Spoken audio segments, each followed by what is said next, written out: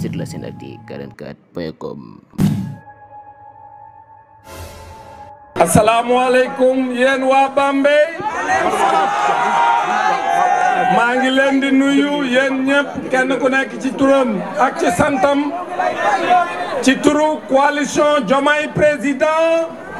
ci turu président Ousmane Sonko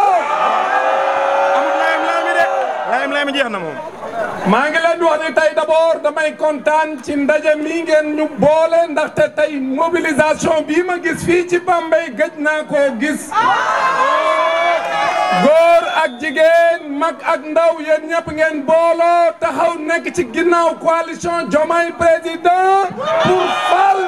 pour fal Bassirou Diomaye Diakhar Faye 5e président de la République du Sénégal. dëgg la damay nuyu nag sama jigéen muy soxna Aïda Mbodj la lionne du Baol nga xam ni lu nekk liggéey na ko Sénégal kon bu ñëwee fii ci Bambey soxna Aïda Mbodj mobilisé ànd ak coalition bi yëpp kuréel yi bokk ci coalition bi yëpp dajale seen i nit ñu ñëw taxaw mobilisé dajale mbooloo mi kon yéen ñëpp na ngeen jóg ngeen tàcc seen bopp ndaxte liggéey ngeen liggéey bu rëy yéen waa Bambey. maa ngi nuyu ki nga xam ni sama xarit la muy sëñ Alioune Badara honorable nga xam ne moom it lu bari dox na ko ci lii nga xam ne moo am tey. maa ngi nuyu sama camarade secrétaire général régional Demba Diop mi nga xam ne également liggéeyal na ma liggéey bu rëy fii ci Bambey. di nuyu Cheikh Bara Ndiaye ndaxte démb rek lañ ko yëgal ni ko marche bi war naa am ci Bambey Cheikh Bara Ndiaye ni lépp lu ma jàppoon dinaa ko bàyyi ñëw ànd ak waa Bambey pour saafonteeg waa Bambey waajal élection yi ak waa Bambey kon Cheikh Bara jërëjëf Cheikh Bara jërëjëf Cheikh Bara jërëjëf Cheikh Bara jërëjëf léegi nag moo wax ci ñu ngi gërëm ci turu coalition Diomaye président ñu ngi gërëm honorable député Cheikh Aliou Bey tàccul leen ñu ko ñu ngi gërëm di sant responsable yi nekk ci coalition Diomaye président yëpp bu ma ko limee damay juum kon maa ngi wax ci turu seen coordonnateur comité départemental bi mu yóbbaaleel ma nuyoo bi ci ñoom ñëpp di nga am ñoom ñoo ànd liggéey bi di leen wax ni coalition Diomaye président kontaan na ci Bambey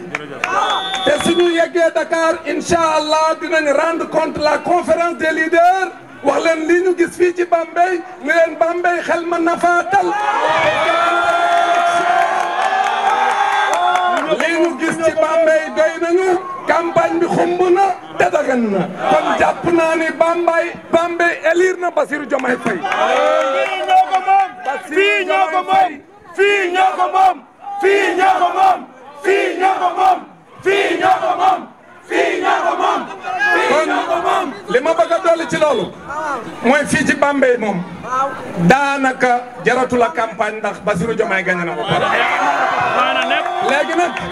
li koy firndeel rek mooy yéen ñi fi nekk yëpp dem leen ngeen jëli seen carte électeur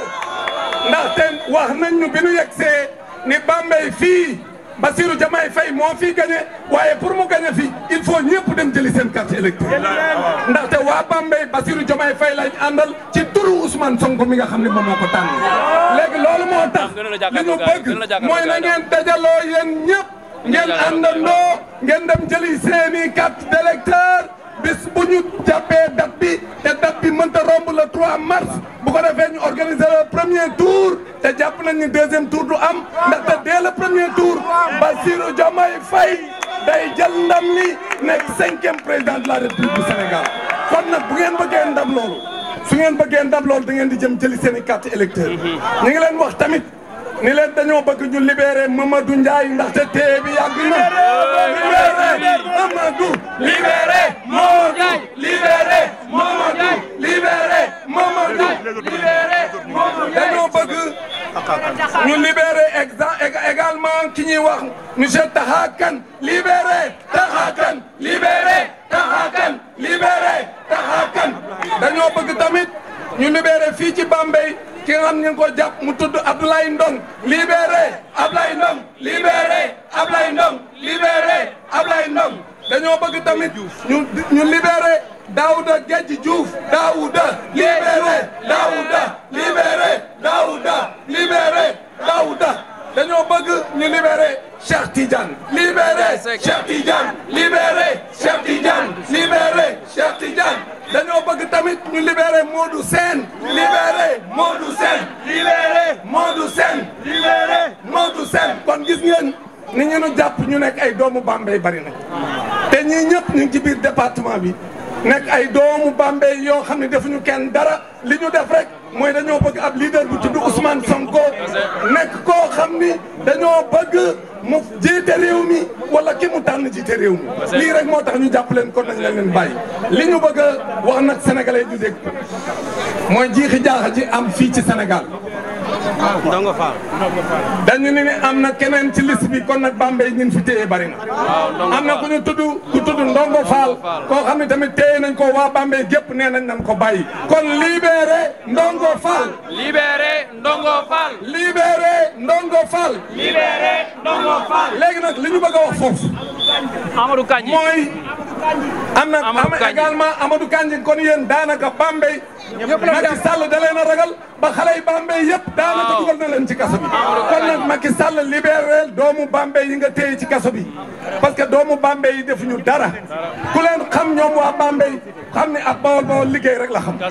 liggéey ak jaamu yàlla rek la ñu xam. kon ku leen téye ci kaso bi yaa ngi leen di tooñ. kon Macky Sall bàyyil doomu jàmbur yi ñibbi seen kër delluwaat seen liggéey delluwaat seen njaboot. li ñu bëgg a wax nag mooy président Macky Sall coow li am Sénégal moo ko fi indi. lu tax mu andi ko fi.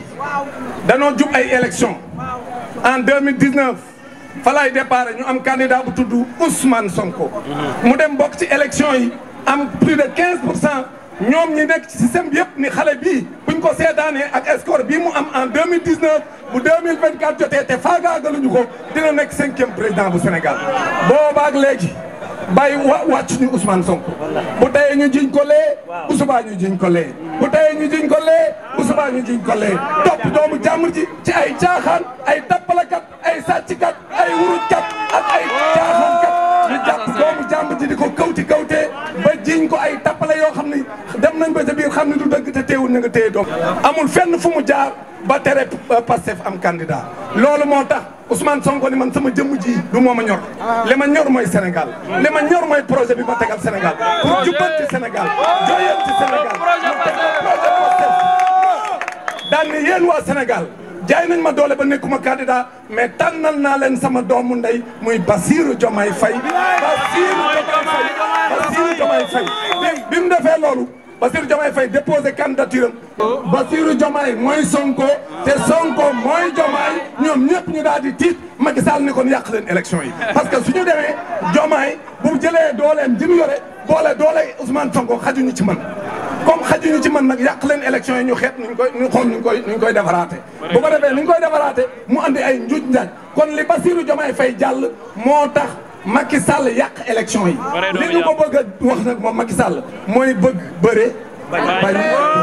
bëre élection par force élection par force élection par force élection par force élection par force léegi li ñu wax mooy conseil constitutionnel nee na le 2 avril président Macky Sall nguuram jeex na mënu caa teg benn waxtu le 2 avril à minuit président Macky Sall danañu abal sunu palais de la République nee naa ko barki démb bu dee am na fa ay moquette yoo xam ne neex na la baye boo nga leen ko sëpp yóbbaale ko booy dem ñu installé le 5e président de la République du Sénégal Bassirou Diomaye Faye na ñëpp yëkkat seen loxo ñu màggal Bassirou Diomaye Faye futur président de la République du Sénégal ñu wax Macky Sall ne ko waa société civile jàppal nañ ko dat waa société civile nee nañ bu jàppee datu élection bi le 3 mars incha allah daañ mën a jeexal processus bi yëpp le 2 mu joxe lengay jàmm ni ñooy su deful loolu Anthony Blinken woo na Macky Sall téléphone moom la secrétaire d'état américain ne ko Macky Sall bul andi benn fitna Sénégal yow sa mandat jeex na organiser ay élection nu mu gën a gaawee le 2 avril nga rendre pouvoir bi bu ko defee jàmm am Sénégal loolu ko mu ko wax nag ba noppi tegaale ko ci ni ko bàyyil internet bi ngay dagg loolu moo tax boobaak léegi mu ragal a dagg internet léegi nag loolu américains yi wax loolu la adduna bi yëpp wax mooy na Macky Sall organisé yu élection yu gaaw ñu abale mu abal ñu fal ki nu bëgg a fal ñun sénégalais yi kon nag démb ci heure bii maa ngi ci benn waxtaan boo xam si par Zoom ak koo xam ni monsieur Ryan la tudd bokk ci comité Tom Lantos nga xam ni benn comité de droits de l'homme la ak ñi ñuy torturer ci àdduna bi ak ñi ñuy jaay doole ak ñi xam dañuy salfaañe démocratie man ak sama sœur bu tudd Oumou Kalsoum Diallo man ak moom ñoo bokkoon ci waxtaan wi moom mu nekk koo xam ni ma nga ca Amérique di liggéey lu rëy pour Sénégal mu invité ma pour ma bokk ci waxtaan wi ñu def ko par Zoom américains yi nee nañ seen position mooy Macky Sall nguuram jeex na comme nguuram jeex na organiser élection yu leer yu jaar yoon candidat yi nga moom lañ validé ñu dem ci élection yi naam ñun sunu candidat éliminé nañ ko ci jaay doole muy Ousmane Sonko mais Ousmane Sonko tànnul jëmmam projet la tànn te projet bi nee na kum ko jox nga doxal ko te kim tànn mën naa doxal projet bi ki mu tànn mooy Bassirou Diomaye Faye kon ñun ñëpp nañ laxasaayu jëli suñuy carte électeur boole doole ji le 3 mars bu dee jàpp na date bi ko ñëpp wax ni ko moo gën ci date yi ñu àndandoo dem ci bureau de vote yi dajaloo fal oola mais Bassirou Diomaye Faye mu tegaat réew mi ci yoon joyantiwaat réew mi tegaat ko ci yoon tappale yi jeex sàcckat yi abal ñu ñoom ñëpp ñu tëj leen ci kaso bi ñu Sénégal jàll ci leneen Sénégal neexat képp koo nekk xam ne xale nga dootoo dem di jël ay gaal parce que dañoo bëgg xale yii ngeen gis ñoom ñëpp dañoo bëgg réew ñoom ñëpp bëgg a tekki jëriñ seen bopp jëriñ seen i waajur takk jabar tabax ay kër yu baax loolu la xale yi bëgg te fii kenn andiwu fi benn Njaga Njaay ku fi ñëw yaa fi andi sa bopp réew mi rek moo nu ñor kon waa Bambey ci turu coalition Diomaye président ci turu Ousmane Sonko ci turu ñëpp ñi am ñooy leader yi nekk ci coalition bi ñu ngi leen di sant di leen gërëm di leen jël leen seen carte électeur waa jël leen victoire bi Bambey nee na Bassirou Diomaye Faye 5e président de la République du Sénégal ñoo ngi leen di sant leen gërëm wasalaam jërëjëf. Sur la Senactu 44.com